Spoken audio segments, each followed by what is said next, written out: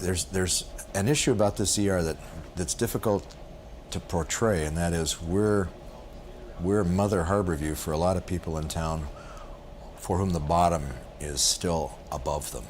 They are looking up at the bottom. And so I don't mind the fact that we sustain them. I think that there's an obligation that the city has to, or the community has to that particular really small number of people. To the hospitals who live in the community who do see an awful lot of subjective complaints, it's the, I need to have my itch scratched right now and I'm going to the hospital to get it done.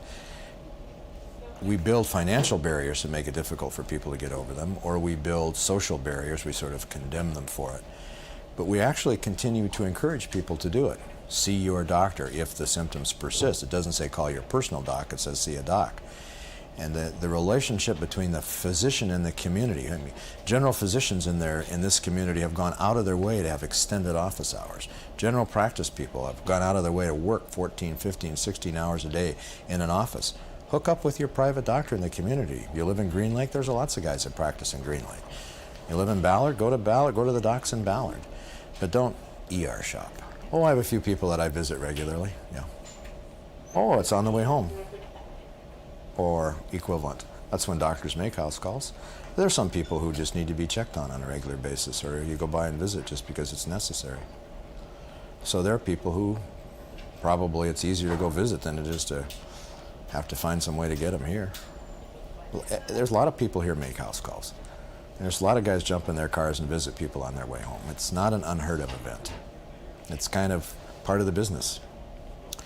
Well, medicine really is both an art and a science, and the art form is dealing with the people or using the tools, which are really the tools of interrogation and the tools of touching, whatever you want to call them. And then there's the art form of getting along with people, getting them to take the poisons you want them to take. And the art form is pure, unadulterated, obvious snake oil. I mean, you go to Puyallup Fair and you watch the guy down there in his white Panama hat and his white suit and his little umbrella and his hood's up and he's selling snake oil. Well, what's the difference between all the rest of us and him? We both have the same product. He's just a little bit more flamboyant, but then I'm not sure. So we're all selling snake oil in one fashion or another. Some of us do it with pinstripes and some of us do it with Panama hats. And the art form is the ability to get an individual to do those things which are probably better for his health than what he or she is doing right now. And that's a persuasive selling activity. And that's, if there were pleasure in medicine, that's the pleasure in medicine, is dealing with people. And the interaction you get from asking somebody what he thinks about a particular issue. It could be, you know, what do you think the Seahawks are going to do? Or it's how's your child, or how's your grandkid, or how's your daughter who may in fact be locked up for the millennium. But that's the art form. What's changed in this particular community is we have many people from other parts of the world. The Pacific Rim contribution has changed, and that's, I think, for the betterment of all of us. And the second issue is, I think, the despair and the lack of ability for people to bear their burden has become infinitely greater. The excesses of drugs and the excesses of alcohol and the unwillingness to be accountable for your own, to be responsible for yourself, has been the single biggest. I mean, from the time of '72 or the end of the Vietnam conflict until now, that's been the single biggest obvious problem. It's not my fault that I shot that guy. It's not my fault I got shot. It's whatever it happens to be. It's that somehow I'm different than the event that happened to me. I don't remember non-accountability as a child. I don't remember the lack of responsibility that we see in the present society. We probably have more money than we did. It's probably easier to do certain things. The rich have gotten a lot richer, and the whole of our fabric has changed. The sense that we are put on this planet for whatever reason, and we got to get along with each other, is less a common thread. And we see more of a self-aggrandizement, less self-aggrandizement perhaps than self-fulfillment. I have a right to this. The replacement of us by I is the theme that you see here. And why you see it here is because this is a place where clearly the nets that society generates to save itself, to keep itself under control, when they come unraveled, become obvious in a place like this. When we're unable to keep from inner city guerrilla warfare. And what's the difference of being downtown Sarajevo today and downtown Seattle? We're going to see 10 deaths by gunshot or 10 gunshot wounds tonight, so will they. What's the difference between walking downtown in Seattle on First Avenue after 6 o'clock and walking downtown in someplace in Somalia? I mean, it's the same risks. You know, why is it that we don't, as I'm reading that cute thing in the Sunday paper about why do we not risk certain cities? It's just as hazardous to your health as Albania. I mean, it just as are. There's the single biggest, the same risks occur. Well, that unraveling of protection, the unraveling of an ability for a city to deal with its aggressive inebriates, an unwillingness to deal with it, an unwillingness to deal with the fact that, man, we got tuberculosis coming right back down our throats, and we're arguing as to whether or not people with tuberculosis can be isolated because of the high infectivity of their illness. We're confused about certain issues. Well, when things come apart, they come apart here. They come apart here first. And you say to yourself, the surge in cocaine use, the surge in heroin use, the surge in drunk driving, the surge in teenage deaths, the surge in venereal disease, this is where those surges occur. You could almost predict what's going to happen in Bellevue tomorrow by what happens in Harborview today.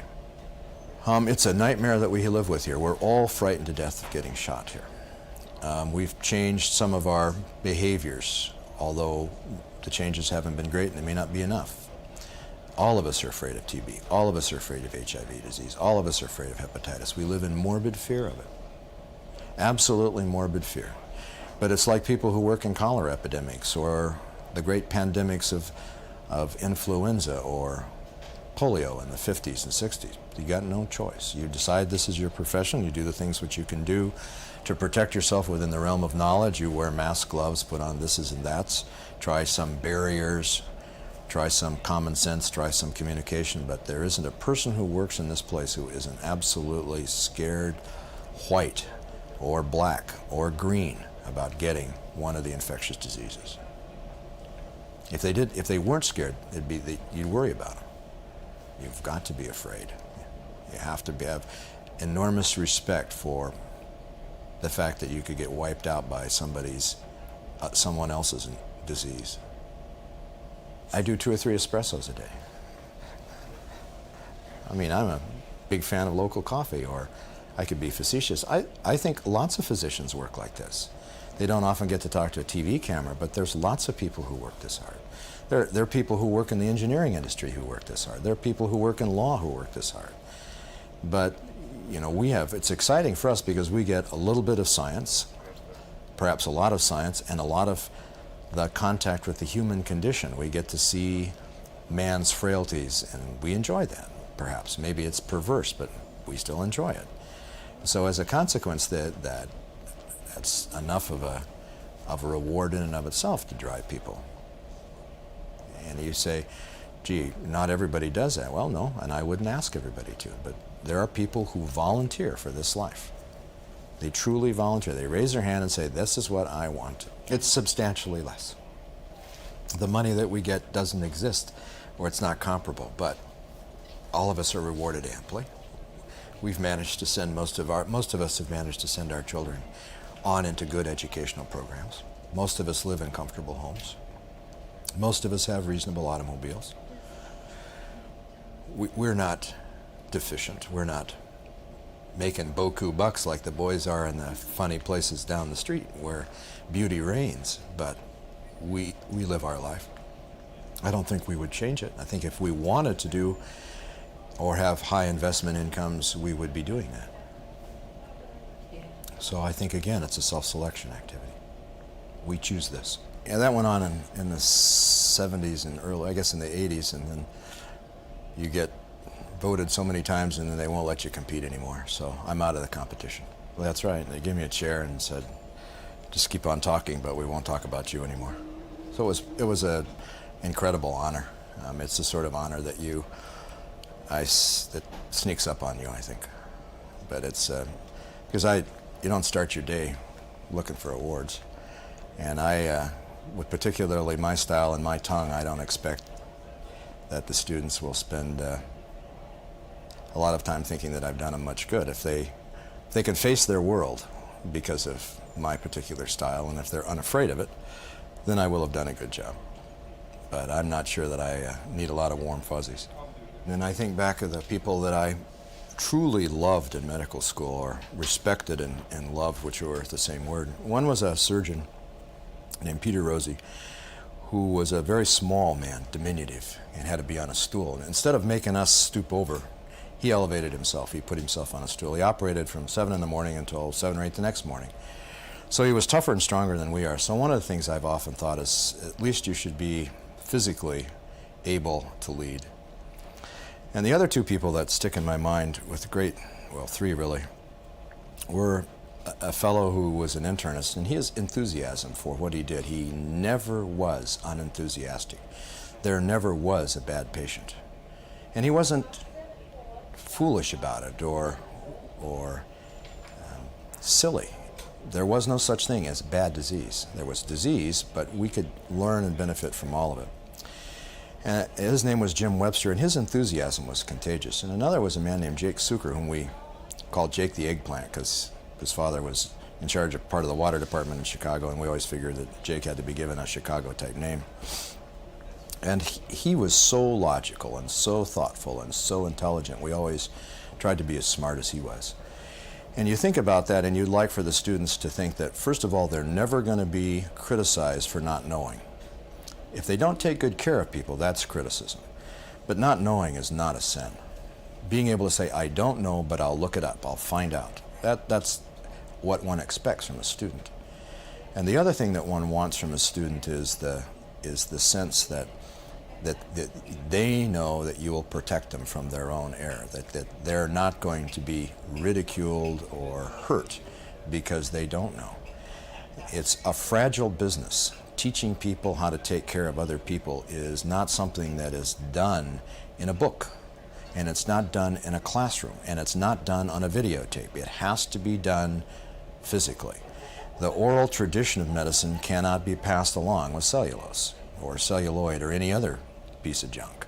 You have to sit down and say, what do you see? Show it to me. Tell me what you're going to do about it. And then you have to go back and make sure that this person can in fact communicate, can get from the person those things which he needs to make his decision, and then can sell the person on his decision. We'll call the person the patient. The person's a person. The patient just happens to be the title for the moment.